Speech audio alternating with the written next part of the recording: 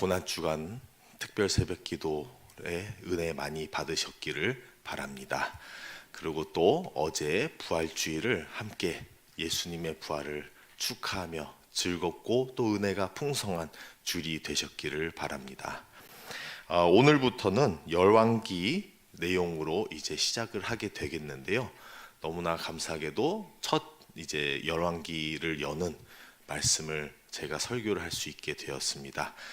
솔직히 오늘과 또 내일 제가 설교를 하게 되겠는데요. 그래서 오늘과 내일로 인하여 열왕기의 그 시작과 전체적으로 통틀어 바라보는 시각을 제가 함께 나누어 보도록 하겠습니다. 오늘은 조금 더 집중적으로 본문보다는 본문도 잠깐 언급하겠지만 전체적으로 열왕기를 어떻게 바라봤으면 좋겠다라는 시각을 제가 함께 나누겠고요. 그 다음에 내일은 조금 더 집중적으로 본문 위주로 봐서 열왕기의 1장에서 나오고 있는 내용이 어떻게 하여서 전체적인 흐름을 알려주고 있는지를 함께 나누어 보도록 하겠습니다. 이제 열왕기를 시작하면서 제가 기초적인 것부터는 말씀을 나누겠는데요. 저는 이제 잠깐의 조금 무식한 소리를 하겠습니다. 제가 한자를 잘 모르다 보니 열왕기라고 했을 때 열이 십자 열인 줄 알았어요. 그래서 열왕기라 해야 하니까 어떻게 열왕기지? 각각 북이스라엘과 남유다는 20명의 왕과 또는 여왕까지 합하여서 20명씩의 지도자가 있었는데 20명씩 되는데 어떻게 열이지라는 생각을 했던 거죠. 그래가지고 찾아보았더니 열이 그 열자가 아니라 정렬할 때의 열자였어요. 그래서 왕들을 정리한 것을 기록하는 게 열왕기가 되겠습니다. 제가 한자를 좀 모르다 보니 그런 부분이 어려웠던 것 같습니다. 그래서 왕들을 쭉 나열해서 이스라엘의 왕들을 지금 역사에 기록하고 있는데요. 원래는 이 열왕기가 역사서가 아니에요. 우리가 개신교가 바라보고 있는 성경에서는 역사서로 우리가 취급을 하지만 당연히 역사적인 내용을 담고 있지요. 하지만 히브리 성경으로 보았을 때는 역사서에 들어가 있지가 않고 예언서에 들어가 있어요. 물론 히브리 성경을 보면은 크게 세 가지 구분을 하고 있죠. 그래서 토라라는 율법으로 하고 그 다음에 타나크, 케투빔 이렇게 해가지고 토라, 네빔, 케투빔 이렇게 해서 율법, 그래서 모세 오경을 가지고 율법이라 하고 있고 그 다음에 예언서들을 담고 있고 그 다음에 나머지 글들이라고 케투빔이라 해서 앞에 글자들 토라, 나빔, 케투빔을 다 붙여서 타나크라는 식으로 해서 히브리 성경을 이야기하고 있습니다. 그러다 보니 이 역사서라고 우리가 취급하고 있는 열왕기는 거기서 오히려 예언서에 들어가 있다라는 것이죠. 그러니 오히려 이 열왕기를 볼 때는 우리는 역사적으로 이해를 할 수 있겠지만 이스라엘 사람들에게 있어서는 이것이 예언서가 되는 이유가 자기들의 역사를 하나님의 시각으로 바라보는 것을 관점으로 하고 있다라는 점을 얘기하고 있는 것입니다. 즉 우리 인간의 역사 또한 하나님의 시각으로 바라보고 하나님의 시각으로 비평을 해보았을 때에 어떻게 생각하시고 여기시는지라는 것을 담고 있는 게 바로 열왕기가 되겠습니다. 그리고 제가 열왕기를 굳이 상과 하로 나누지 않는 이유는 처음부터는 한 권이었습니다. 그런데 이것을 이제 예전에는 우리같이 이렇게 좋은 얇은 종이로 만들어진 성경이 없었잖아요. 이 내용을 어디에다 담았겠어요? 두루마리에다가 글씨 한 글씨 한 글씨 적다 보니 두루마리가 너무 양이 큰 거예요. 그래서 나누어야 할 수밖에 없는 게 그의 무게도 만만치가 않았던 거죠. 그래서 이것을 상과 하로 두 부분으로 나누게 된 것이지 실질로 우리가 읽을 때도 나눠보지 않고 전체를 통틀어서 보는 게 더 맞다라는 것도 말씀을 드리고자 합니다. 이렇게 하여서 열왕기는 이스라엘의 왕들의 역사를 하나님의 시각으로 바라보고 있구나라고 알게 되는데요. 이스라엘 역사를 기본적인 것을 간단히 나누고 가겠습니다. 왜 이것이 중요하냐면 우리가 성경을 바라볼 때에 하나님의 말씀을 가지고 얼마나 그 백성들이 잘 살아냈는지 또는 못 살아냈는지 내용을 담고도 있고요. 또 우리가 성경에 있는 내용들을 바라보다 보면 역사적인 부분들을 놓치면 실질로 그 흐름을 놓칠 때가 많이 있습니다. 우리가 어떠한 언어를 배울 때도 문화적인 부분, 역사적인 부분들을 놓치면 그 언어의 풍미와 그 안에 있는 깊은 의미들을 놓칠 때가 있는 것이죠. 그래서 그런 것을 알기 위해서는 기본적인 이스라엘의 역사를 알 수밖에 없는 것입니다. 저희 목회자들도 성경 말씀을 설교로 나눌 때 보면은 기본적으로 이스라엘의 역사를 이해하고 있어야 이 말씀이 어디에 위치하고 있고 어떠한 내용으로 어떠한 맥락에서 나오는지를 설명을 드리고 나아갈 수 있기 때문입니다. 간단하게 이스라엘의 역사가 열왕기에서 나오고 있는 것은 지금까지는 이제 사무엘 상하를 다뤘잖아요. 사무엘서에서는 그 앞에 선 왕들, 초대 왕들이죠. 그래서 처음에 사울 왕을 세우고 그 다음에 다윗 왕이 있죠. 그러고 나서 오늘의 열왕기 시작은 솔로몬이라는 인물이 등장하고 있습니다. 너무나 안타깝게도 이스라엘의 역사상 이 솔로몬까지 3대까지만이 통일왕국 시대를 얘기하고 있고요. 그 이후로부터는 분열왕국 시대라고 하고 있습니다. 분열이 되어서 그 이후로는 다시는 둘이 붙기가 어렵다는 것이죠. 그래서 솔로몬의 이제 이 앞부분이 당연히 솔로몬이 어떻게 왕이 되는 것도 내용을 담고 있지만 그 이후에 솔로몬 다음으로 이스라엘이 갈라져서 두 갈래로 가는 것을 보게 됩니다. 그래서 간단히 말해서 북과 남으로 나누어지고 있고요. 북을 이스라엘이라고 부르고 남은 유다라고 부르고 있습니다. 아무래도 이제 10개의 지파가 묶어서 이스라엘을 만들고 있고 아래에는 유다 지파가 더 덩치가 큰 지파이다 보니 두 지파가 뭉쳐서 유다라는 이름을 가지고 가게 되는 것이죠. 그렇게 해서 북이스라엘과 남유다로 나누어지고 역사가 이제 다른 두 왕을 모시면서 나아가게 됩니다. 북이스라엘은 아무래도 시작부터 삐걱대기 시작하지요. 그래서 얼마 전에 이미 담임 목사님께서도 여로보암에 대해서 설명을 드렸는데 솔로몬의 왕국을 뜯어 나가게 된 게 여로보암입니다. 그리고 그의 아들 르호보암은 남유다를, 여로보암은 북이스라엘을 다스리게 된 거죠. 그러면서 북이스라엘의 왕들이 이제 20명이 되는데 시작부터 그들의 다스리는 시간이나 인생이 길지가 않습니다.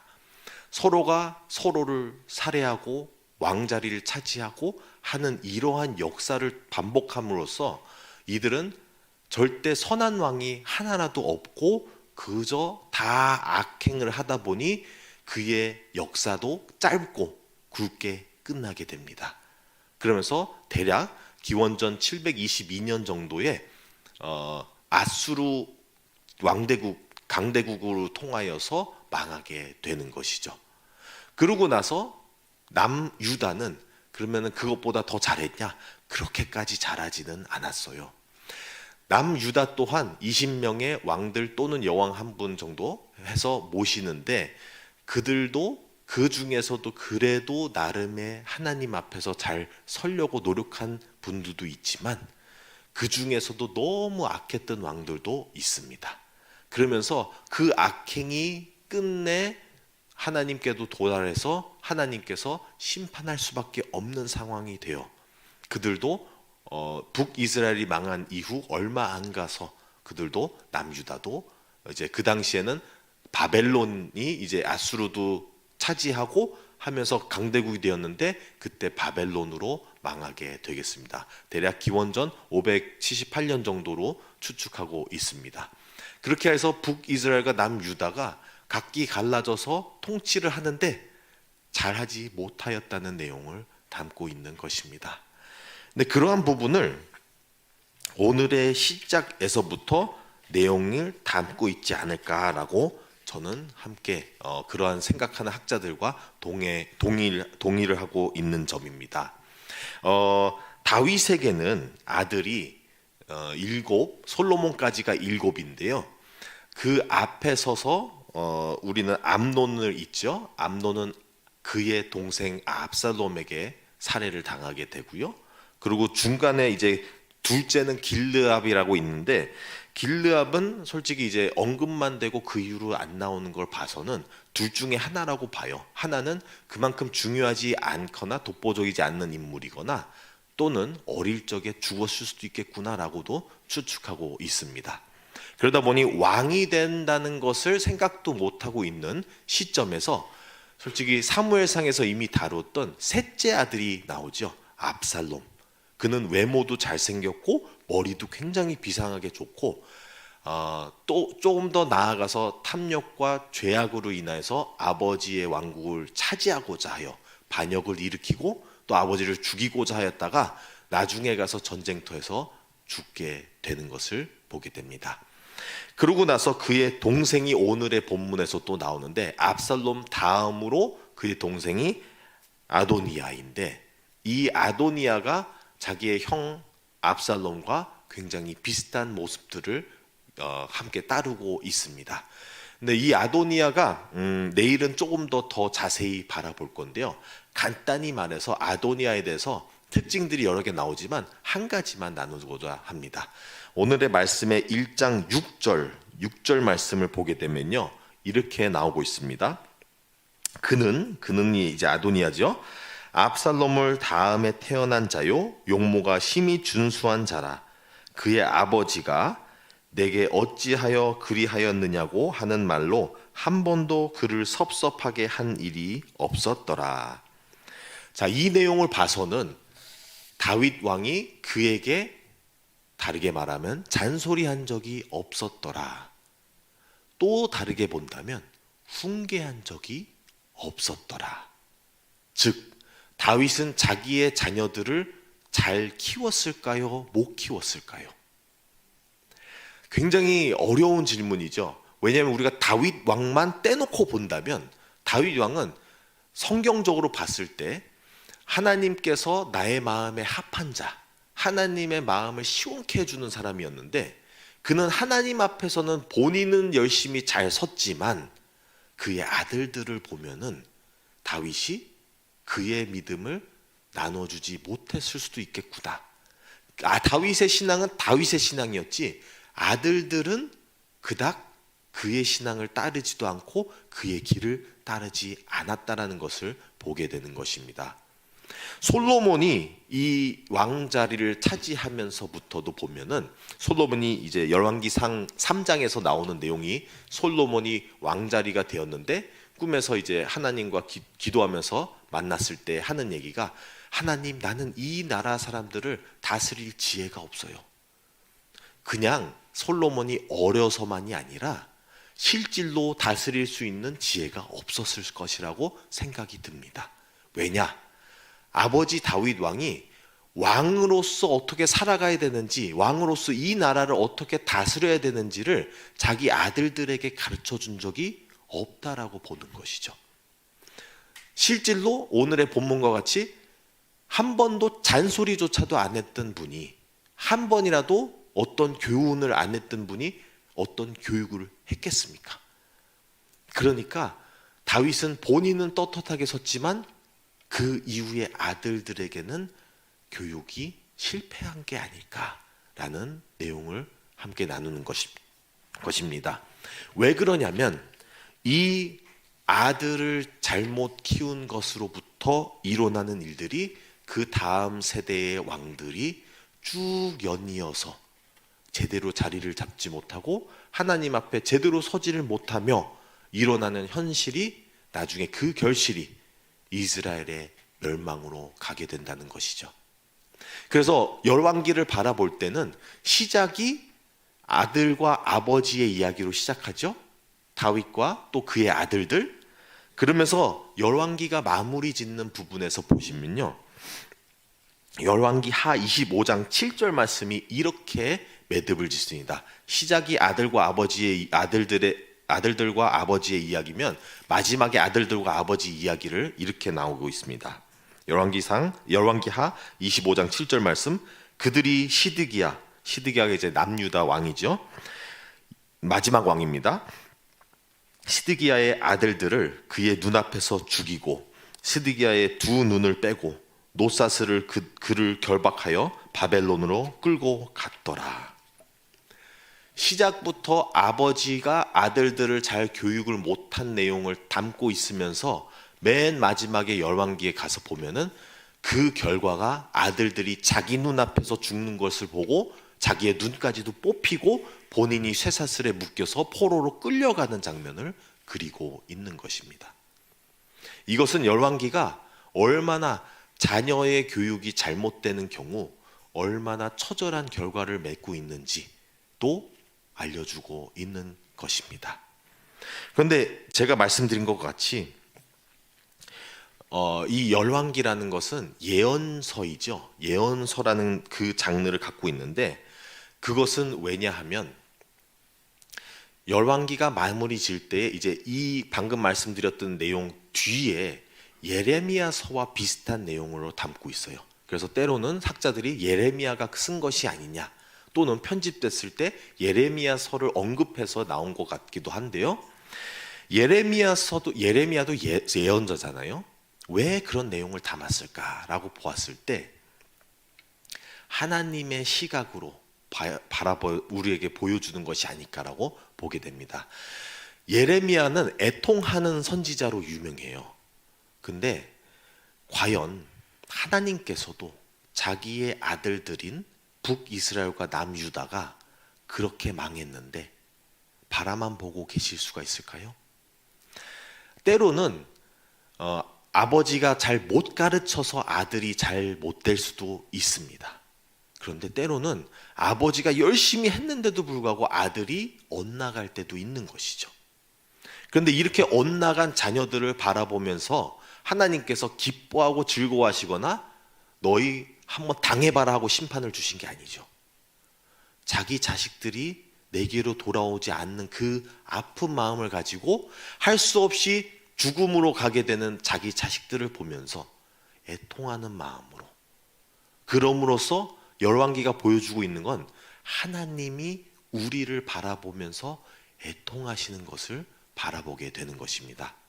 우리가 열왕기를 볼 때에 이러한 하나님의 시각으로 하나님께서 우리를 내버려 두지 않으시고 계속 선지자들을 보내시면서 회개하라, 내게로 돌아와라 하는 그 재촉과 그러지 못하고 끝내 우리가 죽음으로 가는 그 마음을 우리의 모습을 보시면서 얼마나 애통하시는지를 우리는 바라보게 되는 것입니다. 단순한 역사서로 보시는 게 아니라 하나님이 우리를 바라보며 슬퍼하시는 그 마음을 보게 되는 것입니다. 마무리하도록 하겠습니다. 오늘 열왕기를 내용을 가볍게 전체적인 흐름을 보게 되었는데 이것은 우리에게 큰 경고이면서 회개로 불러주고 있는 것입니다. 근데 그보다 더 하나님께서 얼마나 우리를 사랑하시고 우리를 아끼시고 우리가 망하는 것을 원치 아니하시는 것을 우리는 바라보게 되는 것입니다. 그럼으로써 하나님 아버지 되신 우리 아버지가 우리에게 우리 자녀들이 잘 되기를 바라시며 우리가 하나님과에 붙어서 하나님의 뜻대로 살며 이 세상의 모든 것을 형통하면서 은혜 안에서 살기를 바라시는 것입니다. 그래서 우리 또한 하나님의 이 말씀을 응답하여 우리가 하나님께로 나아가고 하나님의 뜻대로 살면서 참으로 하나님의 자녀로서의 우리 아버지 부모님을 기쁘시게 하며 살아가는 저와 여러분들이 다 되시기를 간절히 바랍니다. 기도하겠습니다. 하나님 아버지 감사드립니다. 오늘의 귀한 시간을 통하여서 열왕기의 전체적인 흐름을 보게 되었습니다. 그 안에서 하나님의 사랑을 보게 되었습니다. 아버지께서는 우리가 망하는 것을 보고 싶어 하지 않으시고 우리를 어떻게든 주님께로 돌이키고자 하여서 주님께서 계속 재촉하시고 회개하고 돌아와라 하시는데 주님, 우리가 주님의 그 말씀에 응답하여 주님께로 올 수 있게 하여 주시옵소서. 주님, 저희도 오지만 우리 주변에 있는 가족들, 친구들, 부모님들, 친척들, 주변에서 아직 하나님께로 돌아오지 못한 자들을 주님께로 돌아올 수 있게 도와주시옵소서. 그래서 주님 안에서의 우리가 함께 사랑을 나누며 주님의 잔치 안에 함께 참여하며 기쁜 마음으로 주님과 동행할 수 있게 하여 주시옵소서. 주 하나님께 이 모든 것을 간절히 부탁드리며 예수님의 이름으로 기도드립니다. 아멘.